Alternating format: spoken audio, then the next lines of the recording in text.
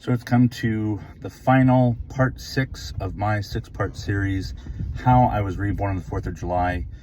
And this one I'm talking about my advocacy, how it grew out of my education, my experience, my employment. I got out of the military, and I think I mentioned that my first job out of the military was at Iraq Veterans Against the War, which was this anti-war nonprofit run by veterans. And I remain anti-war. I was then, and that was certainly kind of the birth of my advocacy. We did a bunch of campaigns. One of my favorites was Operation First Casualty. I didn't get to perform in it, but it was street theater. We pretended, people in our organization pretended to be on patrol in Iraq, and they had their camis on, and they used their hands like weapons, and it was really prophetic. I think I even wrote a paper about it in seminary. And as I entered my higher education, I wasn't doing that kind of activist-y advocacy stuff as much. However, that definitely was part of my spiritual upbringing.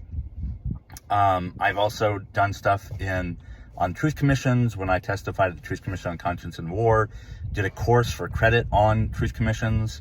And so I'm comfortable with protests. I was arrested in June of 2013 for Moral Mondays in Raleigh, North Carolina, which gave birth to the Poor People's Campaign, which is this appropriation of a veterans movement by a bunch of progressive lefties. And part of the reason I don't like activists is because I don't identify as progressive, because progressives have a lot of really shitty things to say about soldiers and vets. And I've been in progressive circles, and I've tried to encourage them not to be douchebags to military families, and they continue to do so.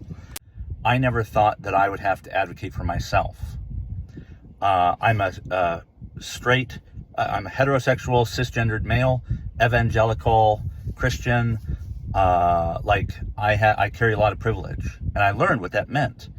And so it was important for me to use what, power I had for the good. Civil rights is really important to me. I and many others like me were willing to die for our system of government.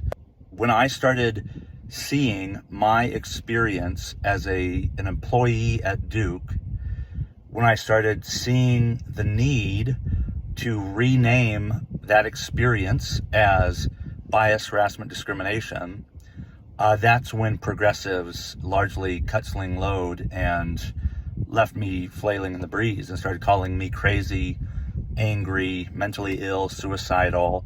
And so when I think of my own advocacy, I don't think of the advocacy I may have done with my privilege for other people. I think of the advocacy I've had to do for myself and for others like me, military families, soldiers, veterans. And that didn't begin until 2016, when I filed a VEVRA complaint against Duke University. I watched that crumble, just an absolute shit show. So I began researching what civil rights existed for service members and veterans. And that's how, after I learned about VEVRA and filed a VEVRA complaint, I eventually also learned that hate crimes protections are supposed to be extended to soldiers and veterans and military families, but have never been enforced. The Department of Justice seems to not know about it at all. The United States Commission on Civil Rights doesn't know about it and ignored the entire section of the law that was passed under the Hate Crimes Prevention Act of 2009.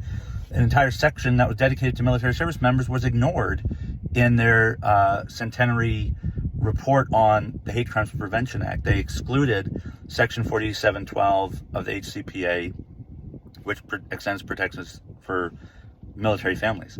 I also learned about fair housing. We were looking for housing in Baltimore when we left North Carolina, and I gave the realtor, the landlord, my VA disability compensation statement, which is a federal agency, a formal form, but they had to verify my income. And like a federal agency is verification.